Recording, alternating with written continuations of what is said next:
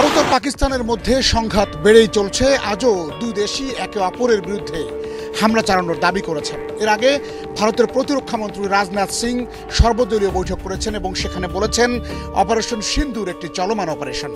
এদিকে বুনিয়ানুম মারসুস বা সীসাঢালা প্রাচীর নামে নতুন করে অপারেশন শুরু করেছে পাকিস্তান, যাতে সামরিক ঘাঁটিতে ক্ষেপণাস্ত্র হামলা চালানোর অভিযোগ করেছে ভারত। এই পরিস্থিতিতে দুটি দেশের প্রতিবেশী রাষ্ট্রগুলো কি অবস্থান নেবে বা নিচ্ছে তা নিয়েই আজকের পুরো সময়। মিডল ইস্ট ইনসাইটস নামের প্ল্যাটফর্মটির প্রতিষ্ঠাতা ডক্টর শুভদা চৌধুরী বলেছেন, ভারত ও পাকিস্তানের আশপাশের দেশগুলোয় আর্থসামাজিক দিক থেকে পিছিয়ে থাকা মানুষের সংখ্যাই বেশি। ভারত ও পাকিস্তানের মধ্যে সংঘাত যদি দীর্ঘায়িত হয় তাহলে এতে বেশি ক্ষতিগ্রস্ত হবে এরকম মানুষের সংখ্যাটা খুব বড়। তার কথায় কোভিড মহামারীর পর থেকে এইসব দেশের অর্থনীতি ধুকে ধুকে মরছে, তাই এ ধরনের দেশগুলোর অর্থনৈতিক স্বার্থ বেশি গুরুত্বপূর্ণ। তিনি মনে করেন ভারত ও পাকিস্তানের প্রতিবেশী দেশগুলো চেষ্টা করবে যাতে এই উত্তেজনা তাড়াতাড়ি শেষ হয়। আফগানিস্তান, বাংলাদেশ, শ্রীলঙ্কা, নেপাল, মিয়ানমার ও ভুটানের মতো প্রতিবেশী দেশগুলোর জন্য ভারত ও পাকিস্তানের মধ্যে চলমান উত্তেজনা বিভিন্ন দিক থেকে খুবই গুরুত্বপূর্ণ। গত বছর বাংলাদেশের জুলাই গণ অভ্যুত্থানে তৎকালীন প্রধানমন্ত্রী শেখ হাসিনার অপশাসনের পতন হয়। এরপর থেকে বাংলাদেশের উত্থাপক ডক্টর মোহাম্মদ ইউনূসের নেতৃত্বাধীন অন্তর্বর্তীকালীন সরকারের সঙ্গে নানা বিষয়ে ভারতের মতপার্থক্য দেখা দিয়েছে। কামারাগা মনে করেন চীনও অনেক দেশে বিনিয়োগ করেছে, কিন্তু দেখা গেছে চীন ওইসব বিনিয়োগ থেকে বেশি লাভবান হয়েছে। ফলে মালদ্বীপ ও শ্রীলঙ্কার মতো দেশ আবারও ভারতের কাছাকাছি চলে এসেছে।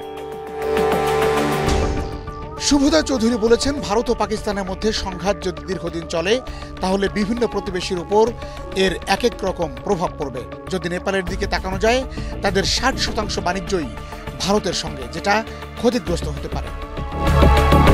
বন্দর এবং বাণিজ্যের ব্যাপারে নেপাল সমস্যা পড়বে। নেপাল ও ভারতের মধ্যে দীর্ঘ সীমান্ত রয়েছে এবং তারা চাইবে এই সংঘাত যাতে দ্রুত শেষ হয়। তবে চীন এই পরিস্থিতির সুযোগ নিয়ে নেপালের সঙ্গে তাদের সম্পর্ক আরও এগিয়ে নেওয়ার চেষ্টা করতে পারে বলছেন এই ব্যক্তি।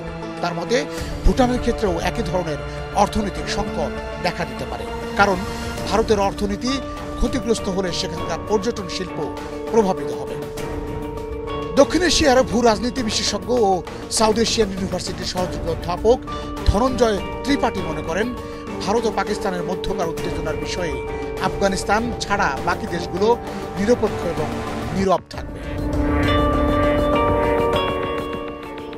অধ্যাপক ত্রিপাঠীর কথায় ভারত এই অঞ্চলের একটা বৃহৎ অর্থনীতির দেশ এবং ছোট ছোট প্রতিবেশী দেশগুলোর সঙ্গে ভারতের একাধিক অর্থনৈতিক সম্পর্ক রয়েছে। নেপাল ও শ্রীলঙ্কার মতো দেশগুলোর কাছে পর্যটন থেকে আয় যথেষ্ট গুরুত্বপূর্ণ এবং তারা চাইবে যে এই সংঘাত তাড়াতাড়ি শেষ হোক। ভারত ও শ্রীলঙ্কার মধ্যে একটি মুক্ত বাণিজ্য চুক্তি বা লেইসে ফেয়ার ইকোনমিক ট্রিট এবং সাম্প্রতিক অর্থনৈতিক সংকটের সময় ভারত শ্রীলঙ্কাকে অনেক সহায়তা করেছে। সম্প্রতি প্রধানমন্ত্রী নরেন্দ্র মোদী শ্রীলঙ্কা সফরে গিয়েছেন। ধনঞ্জয় ত্রিপাঠী আরও মনে করেন, ভারত ও পাকিস্তানের মধ্যে ক্রমবর্ধমান উত্তেজনার সময়ে এই দেশগুলো চাইবে যাতে আলোচনার মাধ্যমে দ্রুত সমাধান করা হয়। পররাষ্ট্র বিষয়ক বিশেষজ্ঞ কামার আগাও এর সঙ্গে একমত হয়েছেন। তিনি বলেন, প্রতিবেশী দেশগুলোর সঙ্গে ভারতের বাণিজ্যিক সম্পর্ক রয়েছে।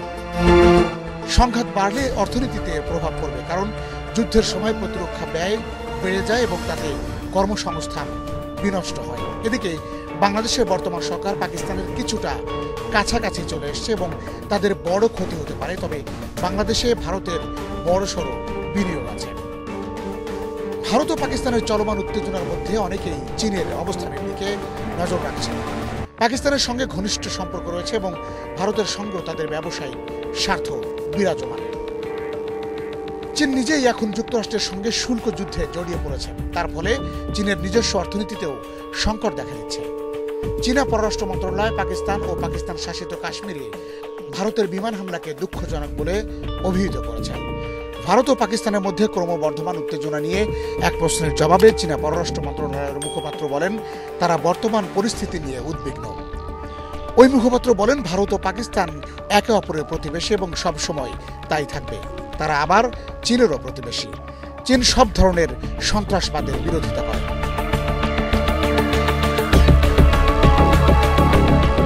উভয় দেশকে শান্ত থাকার, সংযম বজায় রাখার এবং পরিস্থিতিকে আরো জটিল করে তুলতে পারে এমন পদক্ষেপ এড়িয়ে চলতে বলেন ওই দুই মুখপাত্র। বিশেষজ্ঞরা মনে করেন চীন কখনোই চাইবে না পাকিস্তান অস্থিতিশীল থাকুক, যাতে তাদের কোটি কোটি বিনিয়োগ নষ্ট হয়। পাকিস্তানে 2005 সাল থেকে 2024 পর্যন্ত প্রায় 6,800 কোটি মার্কিন ডলার বিনিয়োগ করেছে চীন। এছাড়া চীন পাকিস্তান অর্থনৈতিক করিডোর এবং বেল্ট অ্যান্ড রোডের আওতায় পাকিস্তানে বড় ধরনের বিনিয়োগ করছে। তবে পররাষ্ট্র বিষয়ক বিশেষজ্ঞ কামার আগা বলছেন, চীন চায় যে এই সংঘাত চলতে থাকুক, তাদের পক্ষে এটা ভালো। চীনের সাম্প্রতিক কিছু বিবৃতিও তাই বলছে। সংঘাত দীর্ঘায়িত হলে পাকিস্তানের কাছে অস্ত্র বিক্রির সুযোগ পাবে চীন। তাহলে আফগানিস্তানের কি হবে? ভারত শাসিত কাশ্মীরের পেহেলগামে 22 এপ্রিল হামলার পর আফগানিস্তানের পররাষ্ট্র মন্ত্রণালয় এক বিবৃতিতে ওই হামলার নিন্দা জানিয়ে বলেছিল, এ ধরনের ঘটনা আঞ্চলিক নিরাপত্তা ও স্থিতিশীলতা ক্ষতিগ্রস্ত করে। ভারতের অপারেশন সিন্দুর এবং পাকিস্তানের ক্রমবর্ধমান উত্তেজনা নিয়েও আফগানিস্তানের পররাষ্ট্র মন্ত্রণালয় একটি বিবৃতি জারি করে এই সংঘাত নিয়ে উদ্বেগ প্রকাশ করে। ভারত ও পাকিস্তানকে আলোচনার মাধ্যমে এই উত্তেজনা অবসানেরও আহ্বান জানান তারা। তবে আফগানিস্তান ও পাকিস্তানের মধ্যে সীমান্ত নিয়ে বিরোধ চলছে। কামার আগা বলেন, আফগানিস্তানের কোনো সরকারই পাকিস্তানের সঙ্গে তার সীমানা অর্থাৎ ডুরান্ট লাইনকে স্বীকৃতি দেয়নি। তাই পাকিস্তান ও আফগানিস্তানের মধ্যে অনেক পুরানো সীমান্ত বিরোধ রয়েছে। ভারত পাকিস্তান সংঘাত চরম আকার ধারণ করলে আফগানিস্তানকে ভারতের পাশে দাঁড়াতে দেখা যাবে। ব্রিটিশ শাসনামল থেকেই এই বিবাদ চলছে। যখন দ্বিতীয় ইঙ্গ আফগান যুদ্ধ হয়েছিল এবং ডুরান্ট লাইনকে দুই দেশের সীমানা হিসেবে চিহ্নিত করা হয়েছিল, বলছিলেন মিস্টার আগা।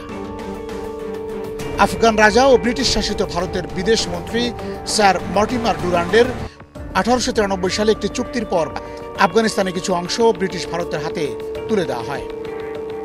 1947 সালে পাকিস্তানের জন্মের পর অনেক আফগান শাসক ডুরান্ড চুক্তির বৈধতা নিয়ে প্রশ্ন তোলেন।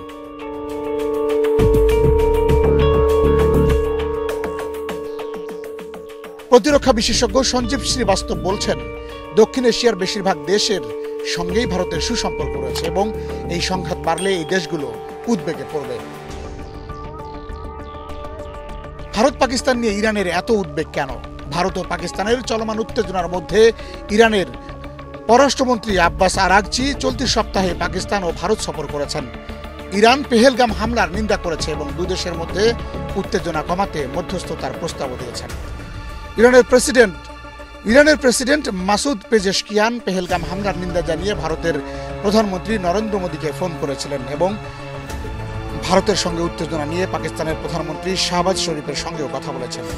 ইরান ও পাকিস্তান প্রতিবেশী এবং দুই দেশের মধ্যে দীর্ঘ সীমান্ত রয়েছে। কামার আগা বলেন, ইরান যত দ্রুত সম্ভব ভারত পাকিস্তান সংঘাতের অবসান দেখতে চায়, কারণ এ অঞ্চলের সংঘাত বাড়লে পাকিস্তানের সঙ্গে সীমান্ত থাকার ফলে তাদের দেশও ক্ষতিগ্রস্ত হতে পারে। অন্যদিকে ভারত ও ইরানের মধ্যে ঐতিহাসিক, কৌশলগত ও অর্থনৈতিক কারণে বাণিজ্যিক সম্পর্ক বেশ মজবুত। 22-23 অর্থ বছরে ভারত ও ইরানের মধ্যে বাণিজ্যিক পরিমাণ ছিল প্রায় $250 কোটি। ভারত ইরানের শীর্ষ 5টি বাণিজ্যিক অংশীদারের অন্যতম। প্রতি বছর ইরানে প্রায় $100 কোটি মূল্যের চাল পাঠায় ভারত। ইরানের উপর মার্কিন নিষেধাজ্ঞার কারণে ভারতে ইরানের তেল রপ্তানি ক্ষতিগ্রস্ত হয়েছে। 2019 সালের আগে ভারত তার তেলের চাহিদার 10% মেটাতো ইরানের তেল থেকে। এছাড়া ইরানের চাবাহার বন্দরে ভারত প্রায় $50 কোটি বিনিয়োগ করেছে। ভারত চাবাহার দিয়ে আফগানিস্তান ও মধ্য এশিয়ার বাজারে প্রবেশ করতে চায়।